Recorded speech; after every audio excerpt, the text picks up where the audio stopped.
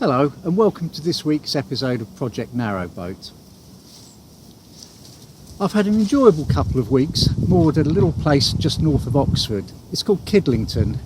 I found a nice sunny spot, so it suited me well, but it's time to move today, so I've had a look at the book and it looks as though my next stop's going to be a little place called Thrupp. So let's ready the boat and see where we end up.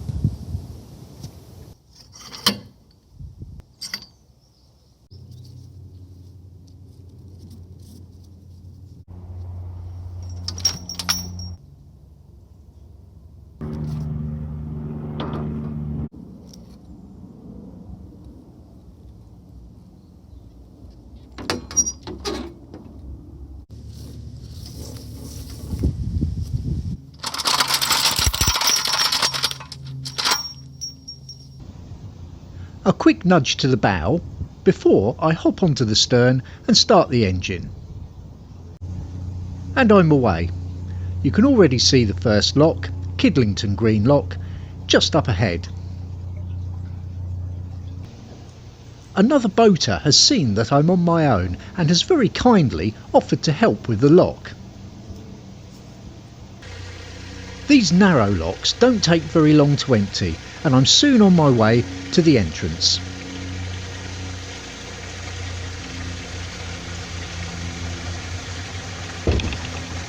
Whoops! Unusually for me, I've just clipped the brickwork with the side of the bow. Oh well, it's going in for blacking soon anyway.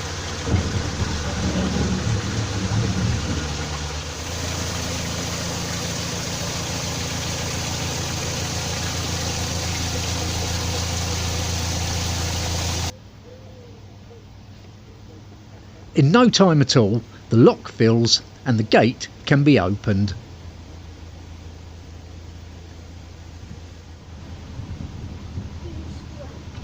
As it turns out, there's somebody waiting to enter the lock, so that's fortunate for them and good use of water.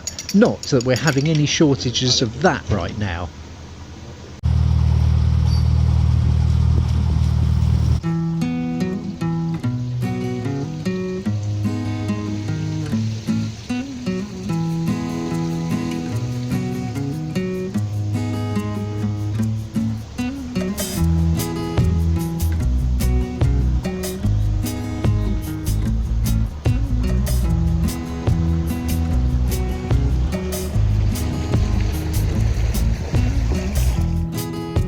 There are boats moored intermittently all along this stretch. The Armco makes mooring convenient and safe. But you do get a lot of shade from the trees here.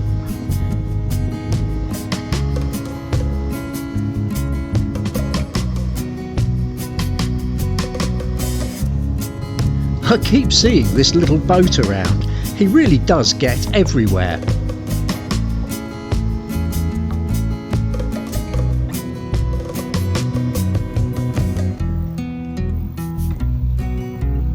Some footage of a nice old arched bridge.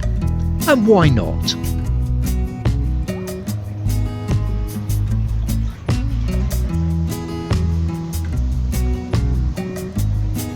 Fortunately, quite a convenient place for boats to pass.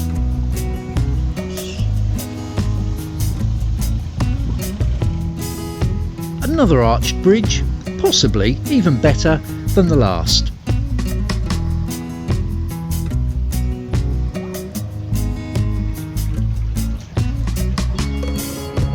Once again, I'm fortunate and the river is plenty wide here.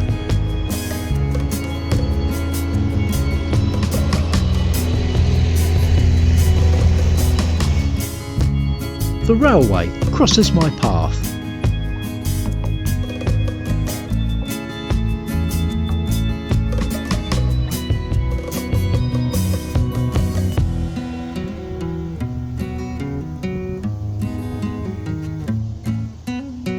It's the landing stage for the next lock, so I pull over and tie a rope on.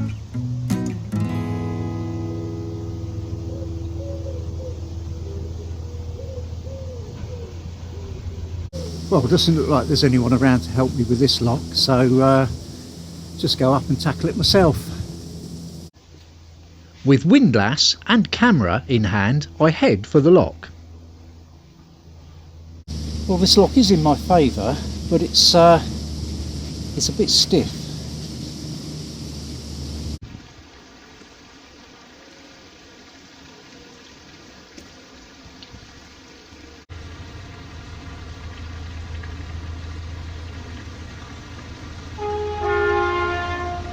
You never want to moor too near the railway tracks.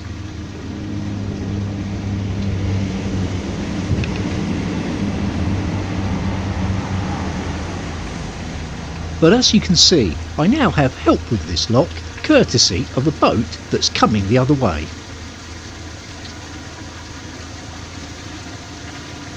No bumping or scraping either this time.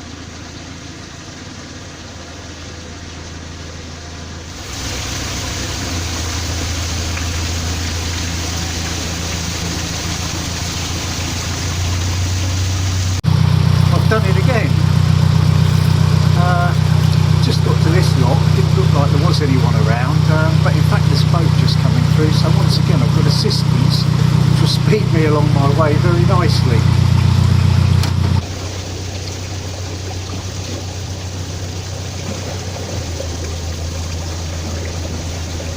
Of course, the only disadvantage with doing it like this, with some assistance, means that I end up staying down in the hole, as it were, down in the lock on the deck of the boat, and it's quite noisy and rather stinky thanks to the diesel engine, which when you're doing it this way you need to keep the engine running because the force of the water moves the boat back and forward, so you just need to sort of counteract that. It's only quite gentle in a single lock like this, a narrow lock, but you still need to just have a little bit on the engine.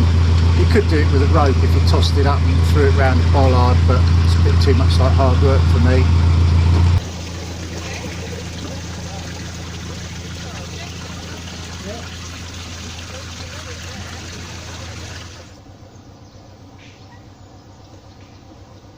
Gate open and I can be on my way again.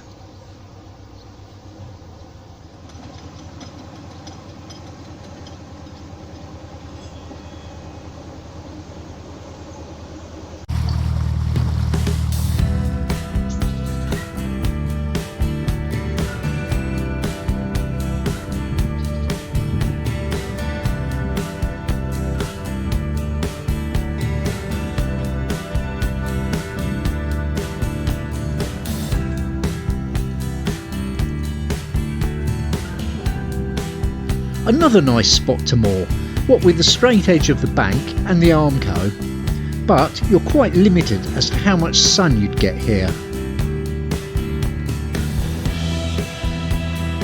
Where a bridge once used to stand, a man sits and contemplates life.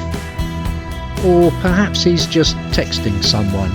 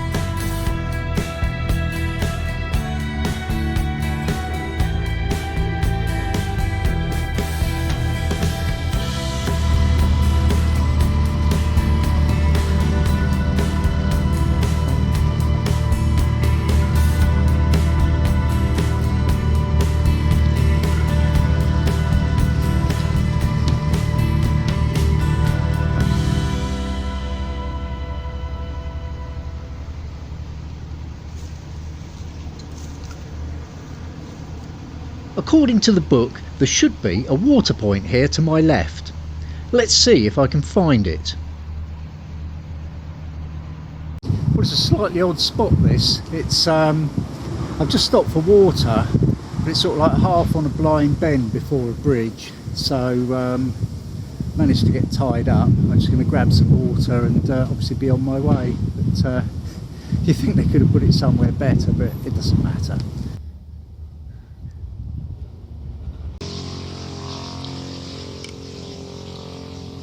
Oh, what's going on here? It doesn't fit. Well, it seems to be another one of those water points that you can't use. I've sort of cobbled something together though, so we'll see if that holds.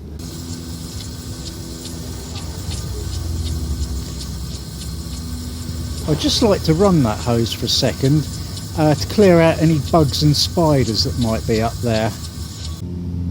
Well, I've cranked the pressure right up and the hose seems to be holding. I hope this isn't going to be the flavour of things to come, like strange hose fittings that I haven't got. There you go.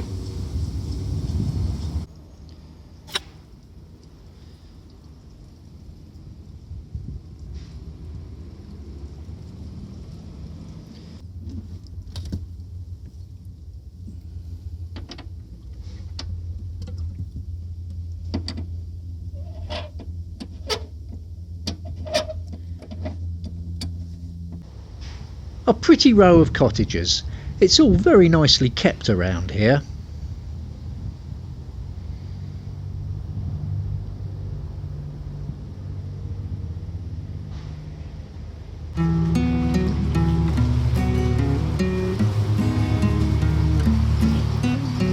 I head off again, passing under a large road bridge that the pigeons seem to like.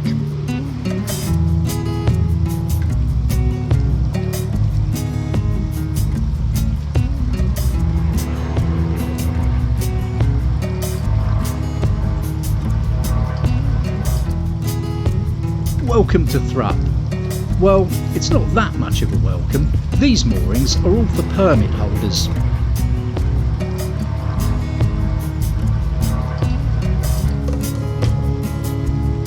Wherever there's a pub, you'll find a yoghurt pot moored. Even by a bridge, on a bend.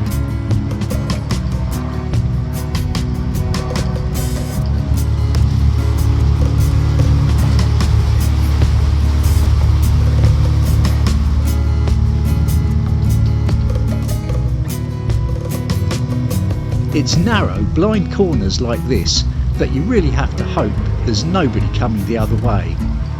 Otherwise there'll be much reversing to do.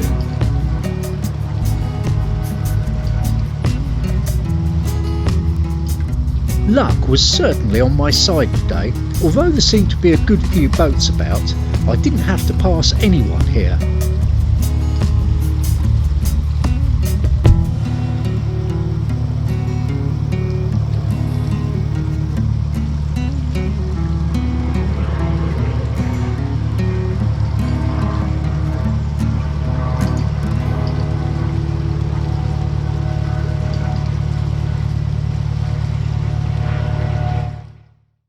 Well, rather an unusual place for me to stop. It's a nice sort of formal mooring with rings and what looks like road access, and you can have 7 days here. So I thought what I'd do is I'll moor up and just sort of check out the lie of the land, as it were, and possibly bring the car around if I'm allowed to. It's got a few heavy bits and bobs in there, bottled water, etc. in the boot, which would be quite useful to unload. So I'll set up for now and just sort of see what it's like round here.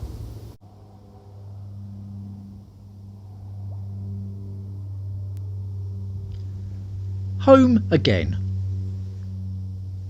Coming up in next week's episode, it's time to break out the tools, give things a rub down and a lick of paint.